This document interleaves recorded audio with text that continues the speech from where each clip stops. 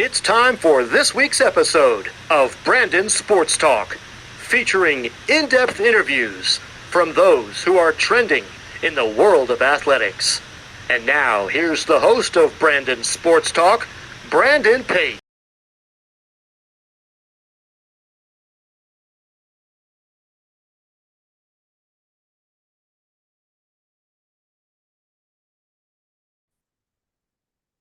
Welcome back to Brandon Sports Talk. In today's episode, I have the privilege to interview the Ozarks head men's and women's wrestling coach, Coach Vinny Barber. How are you doing today?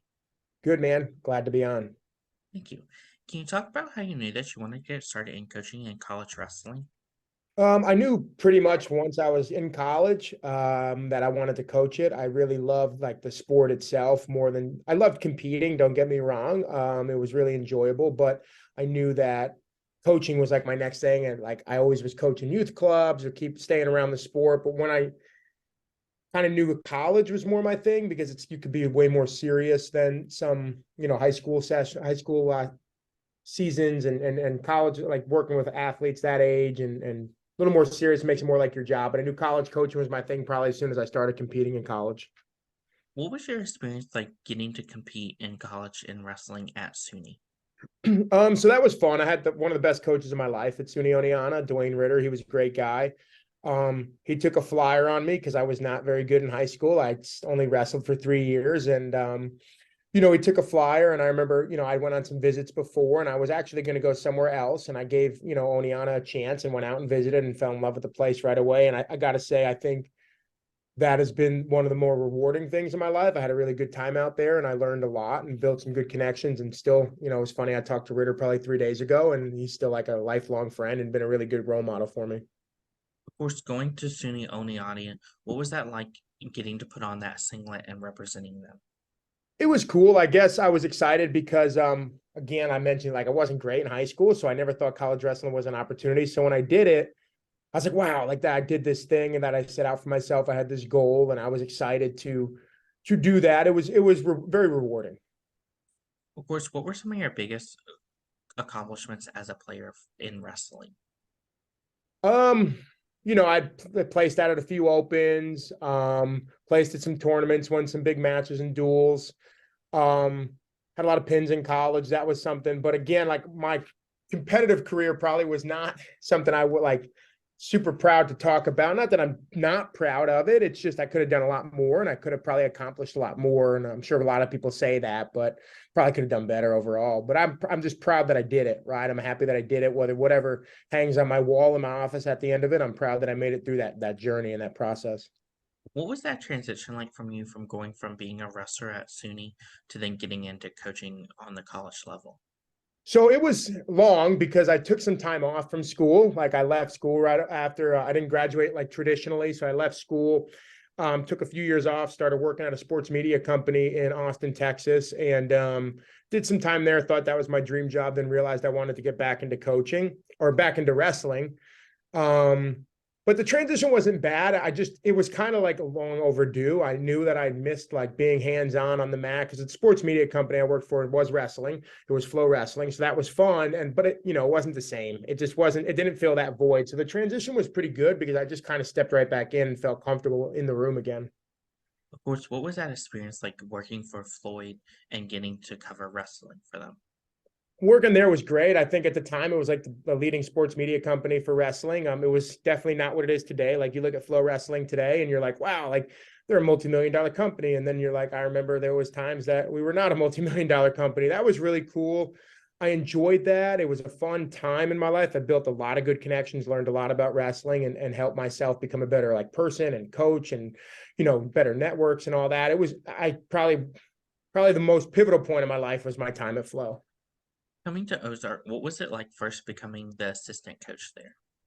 It was cool. I originally came here to finish my degree because I had to finish my degree, and I still had some eligibility left to wrestle. So that was the plan, was to come here wrestle and finish my eligibility and strap them on one more time. But like about 4 weeks before I packed the moving truck up to move from Texas to Arkansas, I blew my back out and had a back surgery. So that was kind of like the closing the door on my career. So I stepped right into coaching while finishing my degree full time. I took 36 credit hours that year. and was a full-time assistant. And that was hard. And I loved it though. I think I wouldn't have had it any other way because it was like trial by fire. And I was like, do you love this or not? Right? Can you do this with balancing everything else? And do you still enjoy it and love it? And if the answer was yes, I knew this was something I wanted to stay in. Of course, what was that experience like becoming the assistant coach? It was good. I mean, it was tough at first, I think, because I had to swallow the fact that I wasn't going to compete ever again. Because when you sign to like be the coach, you like are like, okay, I'm done with my eligibility at this point. There was still like a lingering, like, hey, maybe my back will heal and I'll compete. The other thing that was hard early on is I was 23 years old or 20. Yeah, I was just turning 24. So there was kids on my team who were like my age or maybe like close to it.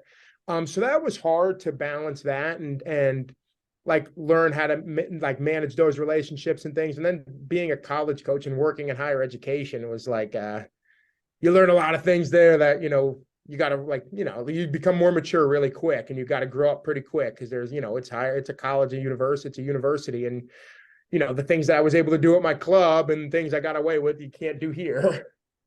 Of course, how did it help, obviously, coming to Ozark and being so close in age versus going to your alma mater and starting there first? I think coming to the Ozarks was great. I think it was such a budding area. Like wrestling is really not big here. If I would have went to Oneonta, like I mean, if I would have stayed in New York, it would have not been. Everyone wrestles out there. I think coming here, I actually graduated from the Ozarks, which helped a lot. Like coming through here as a student allowed me better to recruit the kids because I could speak to what our class is like here, what is student life like here, what is the full picture, not just a coach. But being closer to their age helped because I think it helped. They helped me way more than I helped them, I think, because the areas where I thought was, I would like trip over my own 2 feet, right, or mess up, like they would be able to call me out. And we had a good relationship. I had some great relationships early on with some of my athletes who were like, hey, coach, like that's cool and all, but like I need more from you as a coach, or I want this differently. And they were much more comfortable to communicate with me, which allowed me to, I think when you're older, like I feel it now, 31, they're like, I feel so distant. Right. And they're like afraid to talk to me about things or like they don't know how to talk to me. And they all talk to my assistants. And I was like, man, I would love to be an assistant again for that relationship. And being a young assistant, you get some wiggle room to mess up and your kids are right there to help you along the way. Of course, as an assistant coach, what was that experience like getting to coach two wrestlers and going to the Division III championship? That was awesome. I think that was really cool. One of them actually I used to coach in high school, and he's actually now my assistant. Our assistant Nathan Rankin. Like that was really cool because I coached him since he was a kid almost. I think we started coaching him 14, 15 years old. So that was really cool to see him accomplish that goal and be there for him again in his corner. He had some really high level matches in high school that I was there for, and then to do it in college and now have him as an assistant is awesome. But that was cool. That's something, I remember we sat in the corner and the old head coach and I at the time were like, hey, we got to come back again. Like we got to qualify again every single year. Right. It was really good for our program too. And like my first year I was like, hey, this is what we're doing. We're sending kids to nationals and that's what we do here. And now live up to that every single year. And it's been tough, but that's our goal. That's our metric. How was that experience like for you to get to coach the Texas national team? That was cool. I think that was good. I enjoyed that. I think that that was as close as I could get to like the high level wrestling that I wanted, that I like craved at that time, right? Like being around high level competition. We just actually got back from recruiting out at the tournament that the national teams compete at. And I'm like, man, I miss this because it's really high level high school and I enjoy that. I love really high level athletes and when they're like, work hard and just kids who are working towards goals. But I think that was one of the experiences that told me like, hey, I think college is more your route because again, like high school is just a weird for me. It was always like kids still don't know if they're 100% in or about it yet, right? So when you're at college, you really know it, and even like high level high school kids waver the idea of like next level wrestling. So it was good because it helped me realize like high school was probably not where I wanted to make shop. Of course, in 2020, what was that experience like becoming the next head coach for the men's wrestling and bringing in women's wrestling and being the assistant coach? That was cool. I mean, it was cool. We had worked really hard to get women's wrestling here at the university. And, at that point, 3 years ago, even it was something that was new and foreign to a lot of universities. So we wanted to make sure that we were one of the first that did it, definitely at the Division III level. And being in the South where women's wrestling is, I think, like probably stronger than some areas. We had a really good opportunity in front of us to jump into the program and do it right. And our administration had really supported us, and we had it set up really well to be successful right away. I think what kind of hurt us was the fact that COVID hit, right? And trying to recruit through COVID was very difficult. And because we started it and then COVID hit like months later. So that was a little bit like, I think if you could say, could we rewind time and go back? I'd probably start after COVID because we kind of took some time to recoup then. But other than that, I think that was a great experience being here. You know, when I got here as an assistant coach, we were a very young men's program. So I didn't get to see like the early on building phases of those first 3 years, but it's still, I see a lot still today of how we're building. But building something from the ground up from day one, that's really something that will help me for the rest of my career and have made me a better coach, better human, better everything. And now we run a better program because of it. What was that feeling like for you to get promoted to become the head coach for both the men's and the women's wrestling? It was kind of like on the men's side, that was something that was planned, right? Like I knew that's what I needed to do. That's what I wanted to do. I wanted to be a head coach before I was 30. And we only had like 4 days to spare because it got announced, I think, like 4 days before I turned 30. So that was a year ago now. But the women's was a little bit more caught me by surprise. Our other women's, like our previous head coach on the men's side, helped start the women's, and then he had moved on to Purdue, and our women's assistant had stepped in. And I think like some people love college coaching and some people don't. And she loves wrestling and she loved the girls and she did a really good job, but college coaching was not it's not what she wanted to do, right? And so when she was ready to move on, we had some options of what we were going to do at the program. And I was like, I want to do it, right? I want to do it because I think coaching women's wrestling was going to make me a way better coach. Because one thing I really value, I wanted to be on the ground floor of a growing program. I wanted to be on the ground floor of a growing sport. And it's a challenge. And the men's side of the house, it's starting to become a little more plug and play. Like there's still a lot of work to do on the men's side, but we've done really good things on the men's side that I want to share with our women's side now. And also it's a challenge because, you know, it's the same sport, right? I don't treat it any differently, but I'll tell you, like, girls are way more coachable. I enjoy working with them. They also hold you like much more accountable. And they make me a better coach. Like every day I'm like, wow, I could get away with doing like that on the men's side. But the girls side are like, hey, coach, that's not flying today. And I'm like, okay, you know, so I saw it as a real good opportunity, one, to like do right by the university and the girls and the sport. And two, it might sound selfish, like it makes me a better coach and a better person for both programs. Like I see the challenge ahead and I like take it full on and embrace it and love it. And I'm excited for it.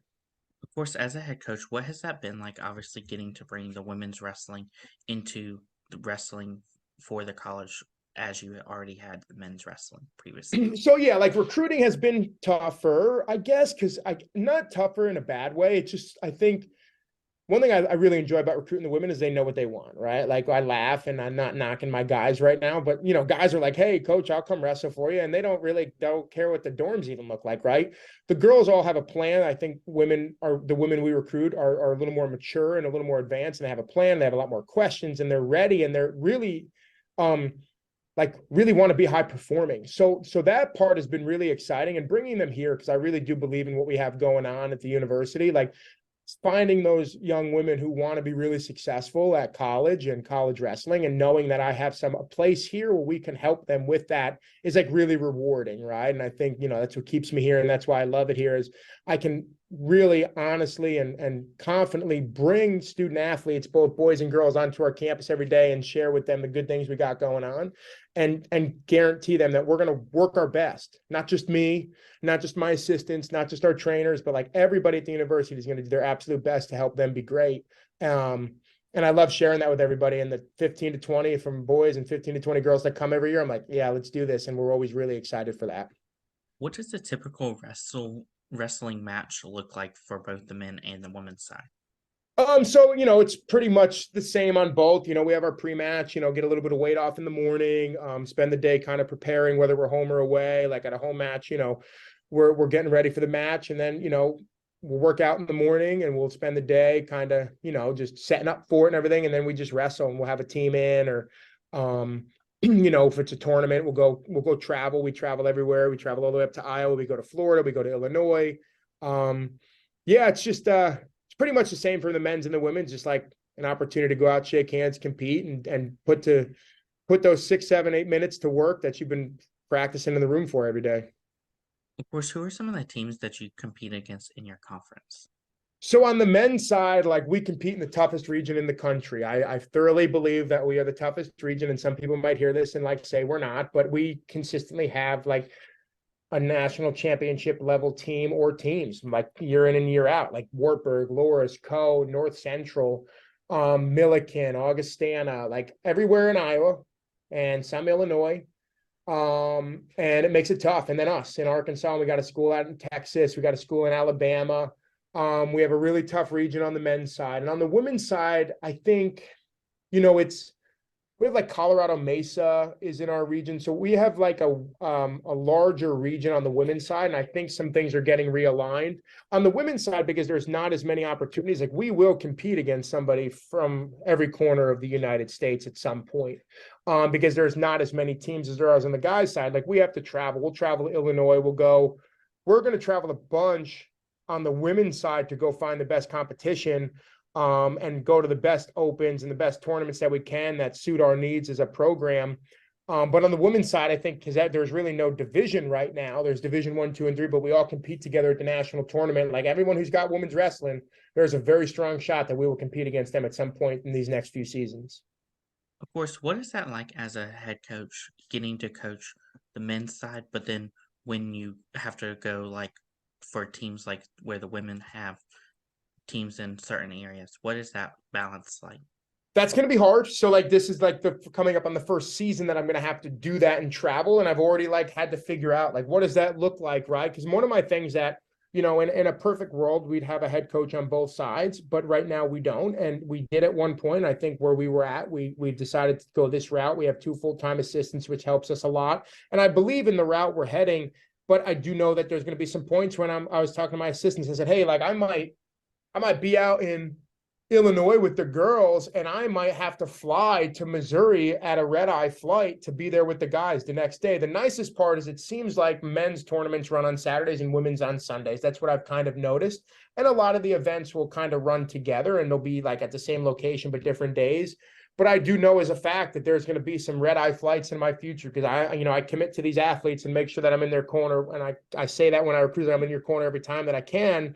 And if that means like, hey, I just got done coaching the guys on a Saturday at the Lindenwood Open or Maryville Open in Missouri, and I got to go to Augustana for their invite the next day or whatever the case may be, and I'll just use an example. Like I might have to take a flight or a long rental car that far. So I'm sure that's going to get a little tough at some points. But again, when you love it and it's what you do, like that's just part of it, right? That's just part of the grind. And I love that. And, like it is what it is. And I think seeing our athletes win and succeed, right, and be successful and seeing them become better people, like there's not enough red-eye flights in the world that could like frustrate me enough or tire me out enough to ever get that feeling not worth it.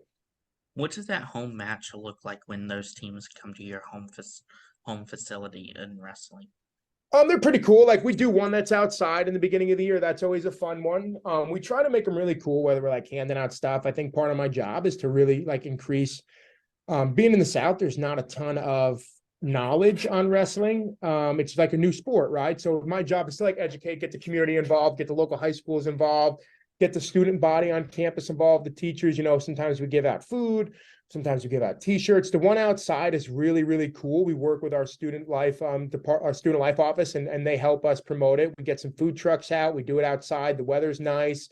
Local junior college from across state line over in Oklahoma comes over usually, and we compete against them, both men's and women's. And it's really like a cool event. I always laugh when people ask me like, how do you get the community there? And I'm like, I don't know. You just tell them a bunch of like 18 to 22-year-olds are going to go wrestle. They don't even know what real wrestling looks like. They think it's what you see on TV. So they're coming no matter what. And then they fall in love with it. And I think that has helped us a lot too, because it's helped grow our like kind of our brand and our wrestling program around the community. And, that in turn helps with relationships when needed and fundraising. And it's so multifaceted. But when we have a home event, we really try to do our best to make it something really special. So people want to come back again and they tell their friends like, hey, that wrestling event I go to, I don't know what's going on, but I have a really good time. And that's kind of our goal. Can you talk about, of course, the culture that you've built for the Ozark? Yeah, I think, when I was reading that one, it was like, that's a funny one to me. And like, it's a unique question because I think everyone says, like, I built this culture of being X, Y, and Z, right? And I think each team and each year is different, and your culture kind of ebb and flows with that. I do know that we have some things that we ask of our athletes and they ask of us. And at the end of the day, it's like, our culture, I wouldn't say, and this is going to sound crazy, like our culture is not to be successful, because I don't own that, right? Nobody owns the idea to be successful. And I learned that, like, we had our 25-pounder was ranked top 5 in the country, and we got canceled at the national tournament. We were there 8 hours away from weigh-ins because of COVID. I thought he should have been successful there, but I don't own that. There's so many things that happen there. Our culture is to be and do everything you can to be great, right? And that means, making the next best choice when you can. Like, the next best choice in front of you, make it every single time. And sometimes you will and sometimes you won't. But our culture is just a culture of like a self-accountability and accountability to each other to be great, right? And at the end of the day, like, what does that look like? I don't know, right? Like, does that mean everyone wins a national title? Well, then my culture would be bad because they only hand out 10 and I got a team of 30 on both sides. So the culture is like the constant, like, striving to be great and be awesome at what you do every day, and then just really be grateful for the opportunity to do it. During COVID, when that got taken from us years ago, I never realized how grateful I really was to have wrestling in my life. And then that year when it was gone, I was like, whoa, this is tough. So I would say our culture is just, a culture of being grateful for the opportunity to go out and do what we love every single day. And then just the constant work and effort it takes to just be great, like the next best choice, every chance you can get to make it. And then at the end of the day, no matter what happens, you look back and you're like, I'm really proud of all this work and all these choices I made. I'm a better human because of it. Whether I got this piece of wood with some etched glass that says national champ on it, or I watched from the stands, I'm really proud that I wore an Ozarks singlet and I went through that program. What does that recruitment process look like for those prospective student athletes, both the men and the women's side? So being where we are, we cast kind of like a wide net. We reach out to a lot of athletes through some recruiting softwares. We go travel a bunch. We're a lot of boots on the ground. We're always at tournaments. We're always finding wrestlers. Really on our end, when we're recruiting, I'm looking for some things that are not just like, hey, that athlete is really good at wrestling, right? That's a big one. That's helpful, but they gotta, college wrestling requires so much from you, that there's so many factors that we have to look at when we're doing it. So we look at like how they carry themselves, who they are, how are their grades, what programs are they coming from, how are their high school coaches, what are they used to, will they fit into what we got going on? It's a multifaceted approach, because I think a lot of people I'm just going to go find the best wrestlers and let them wrestle. Well, sometimes you got to realize that your university may be unique in some areas and you have to play to those strengths. So for the process, like, we reach out, we kind of get them on campus to visit, we learn about them, we build relationships with them, we go watch them wrestle, and then you hope that we've done enough work and that we've built enough of a relationship and proven that our university can be a place where they can be great, that they choose to come here every fall and compete to be great and compete and wear an Ozark singlet. What does that official visit look like for those prospective student athletes coming to Ozark?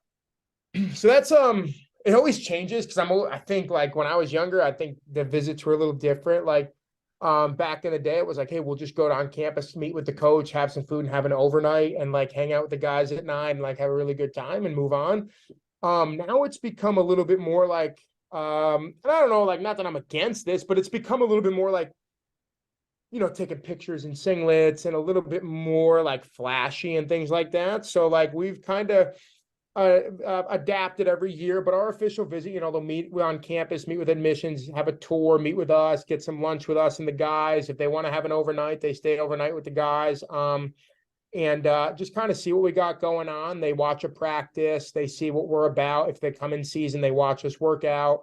We show them all the facilities and things like that, and really just sell like what we got going on, right? And usually when we get kids on campus, that's the best part, because it kind of validates and shows like, hey, everything I've been telling you is true, right? And here it is, and allows them to meet our other coaches and the people. And I think the place where we're at the University of Ozarks, like, the people are great, and like, it's a beautiful campus, and I could tell you all these things that really to me don't matter. The one thing I'll tell you is, like, we got people out here, like, it's raining today, right? And I guarantee you, if there was somebody walking without an umbrella, there's somebody somebody who works here who's going to go run outside with an umbrella and make sure they don't get rained on. Like, that's the stuff these kids see on the visit. And that's what makes this place really special, is everybody's got a 4-year education. right? But do they have the same people that we have at the Ozarks? Like, unfortunately, like for others, they don't, right? And that's what makes us a really special place. As a head coach, what is it like seeing those freshmen put on the singlets for the first time? Nerve-wracking because I don't know. Like sometimes they don't get to choose who they put it on against the first time. So we compete against some really tough competition. So you might get a local in-state Arkansas kid who puts a singlet on against like a kid from Maryville, which is a pretty solid Division II program, or like we go to an open and we see University of Iowa. I can't go to the guy who makes the brackets and say, hey, like this kid is a freshman, so like we please don't let us wrestle Iowa's backup, right? Or the Big Ten opponent or whatever, right? So it's nerve-wracking because you never know, right? You never know what that first match does to them. But it's also like really exciting at the same time because the ones who project upwards, right away from when the whistle blows to when they make that first contact, those freshmen who you just can tell, like you're like, yep, that's what we got. And it's kind of like where the rubber hits the road and you kind of see what you're made of in that first whistle blow of your freshman match. And that doesn't mean they're going to go and win, and I think they're great.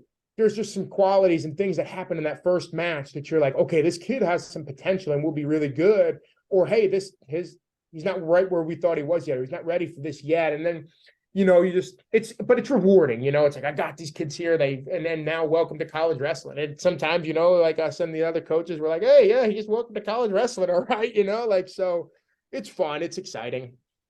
Of course, for those female wrestlers, what is that first time like seeing those wrestlers as it is a new program?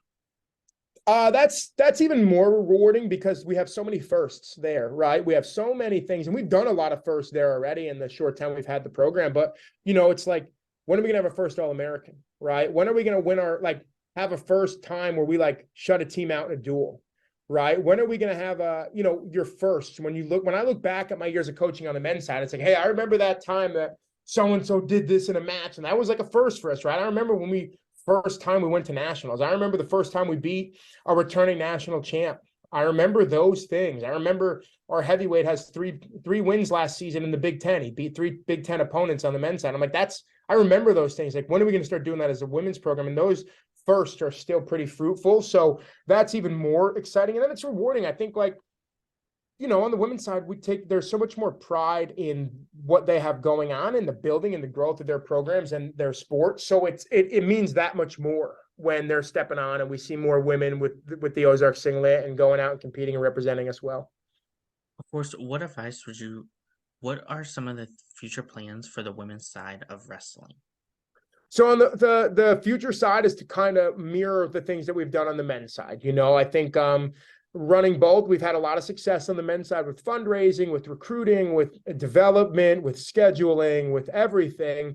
And now it's like kind of, I don't want to say a cookie cutter process because there are differences, but now it's bringing the same strategies and approaches that have been successful on the men's side and moving them over to the women's side. I think when I was here early on with the men's, we didn't have an answer, right? We were like, hey, let's try this thing and throw it to the wind and hope for the best, right? But now we've made our mistakes on the men's side as a program, some program mistakes, some things we learned, and now we don't have to take that avenue with the women's. We have a pretty good plan in place on how to really project the women's in the direction that they need to continue to head, and also to be ready to like be fluid in that. And maybe, hey, this worked for the guys, but like it's not going to work for the girls, right?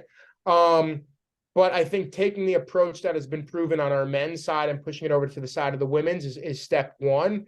And understanding the differences and things like that will come. And then also being fluid and being ready to adapt and change. I think, though, for us, it's like, I'm not taking these women are coming to college and they want to be high level athletes. And I would be doing them a disservice if I didn't hold them to that same level or hold their program to that same level. So I will treat it just like I treat the men's, knowing the differences, of course, right? Like on the surface things, but they didn't come here to come try their best, right? They came here to come compete to win national titles and be great. And that's what I'm selling here and want to bring people here to do, just like on the men's side. So, we got some other programs are like, let's go try our best. I'm like, yeah, well, we want to be the best, right? We want to be great. And that's something we really push on the girls too, is like, hey, we're doing this thing. We're not just hoping like, oh, we're going to go and have a good time. Like, yeah, everything's fun. We can have a great time, but you can also be really damn good at the same time. As a head coach, what is it like seeing your seniors go on and go into professional wrestling, whether it's representing US or going the WWE route?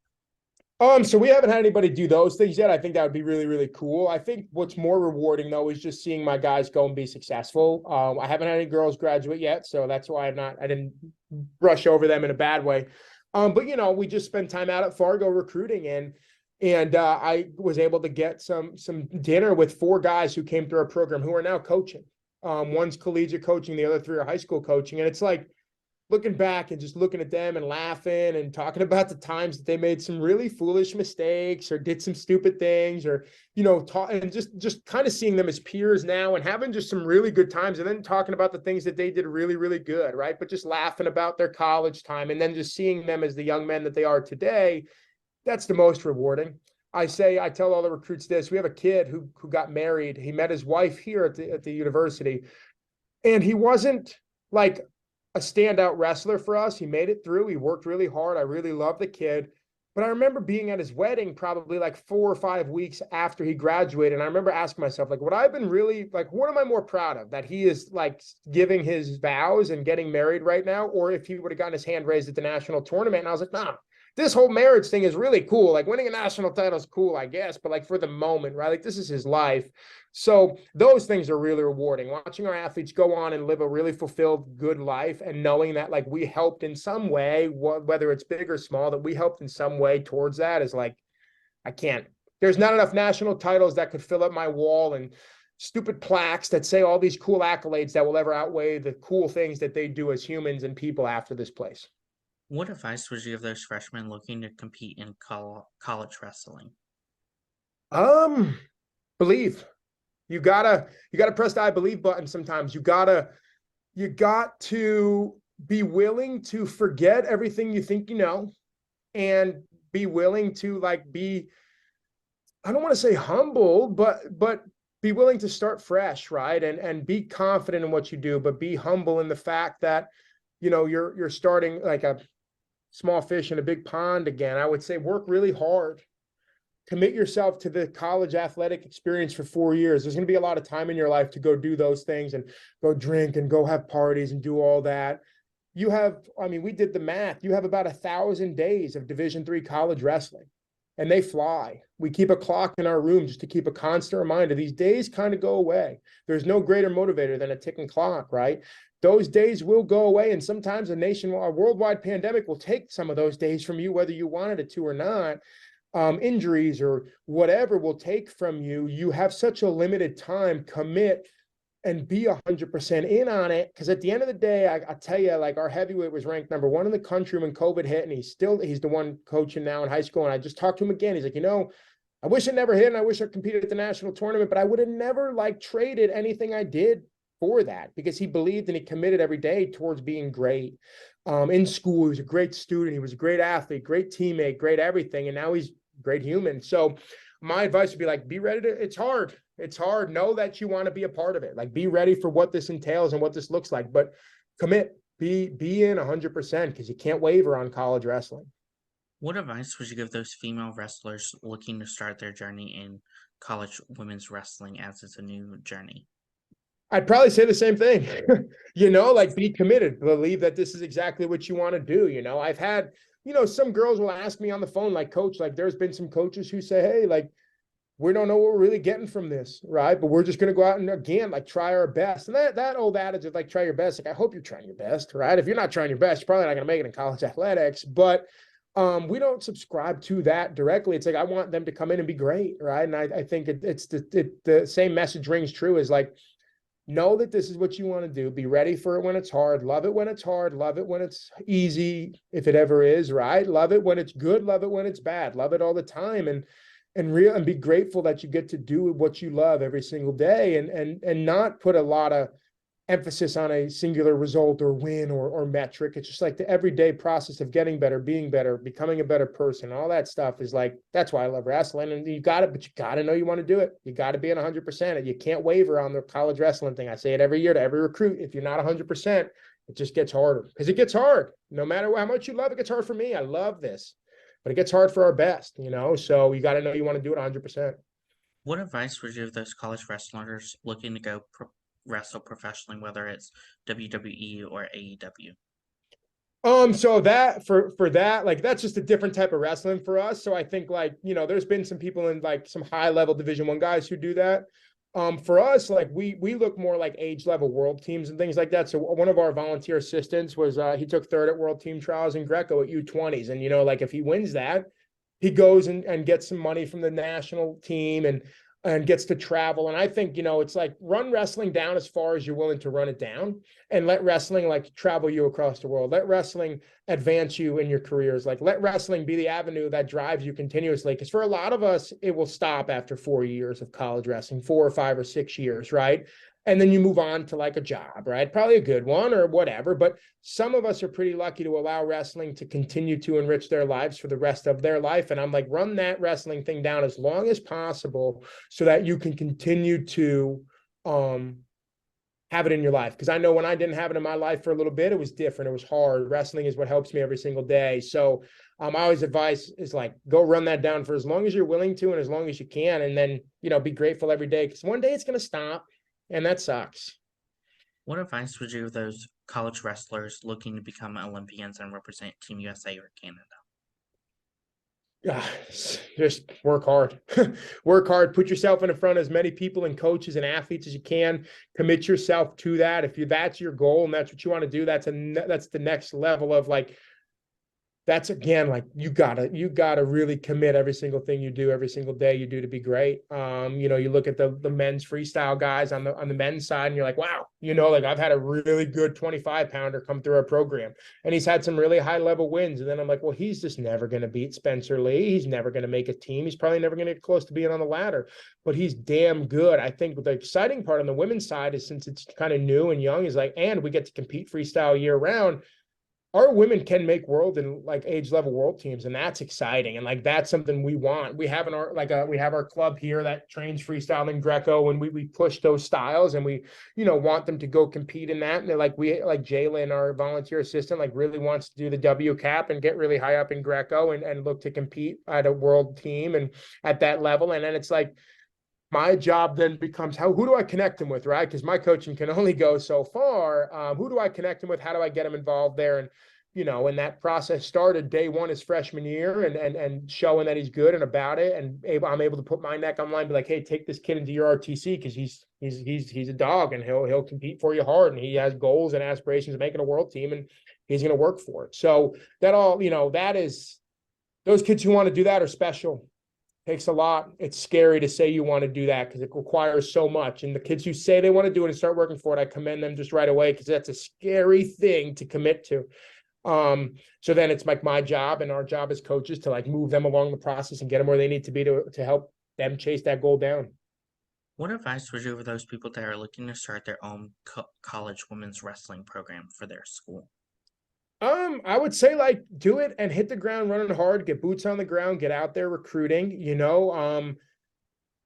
do not become trying to think of how to word this. Don't settle for what some other people will tell you. Like, again, like I was talking to a coach who's they're going to start competing next year and they're one of the best men's programs in Division III. And it was like, me and him resonated on the same thing. It was like, no, we're like competing to be really good right away at women's wrestling.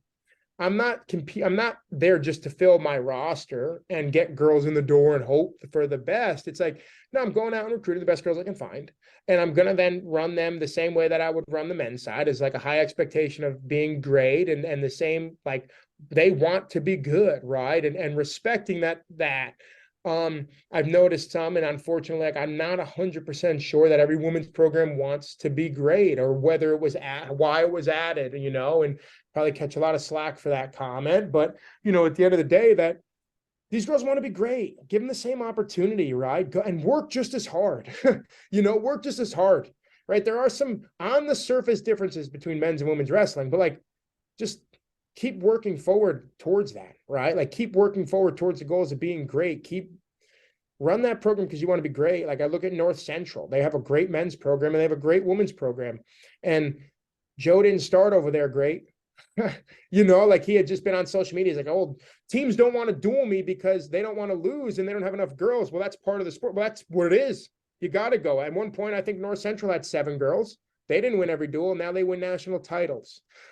because Joe didn't allow himself to be subjected down to like, I'm just doing this women's wrestling. He goes, I want to be great. I want to be great at this thing, right? And that would be my advice. Like, go be great. If you don't want to be great at women's wrestling, then don't start it. Of course, what advice would you give those head coaches looking to start their own wrestling program? Kind of the same thing, like go and be ready. Like on the men's side, it's hard right now to start a men's program. There's a lot of opportunities out there. Create a program that is going to be really self-sustaining. You know, like some things that I think some programs really overlook is like fundraising. Like we've done a really kick-ass job fundraising here at the university. And our program has changed overnight. Like I'm looking through my office right now and I'm noticing that my wrestling room is getting renovated because of all the fundraising we do.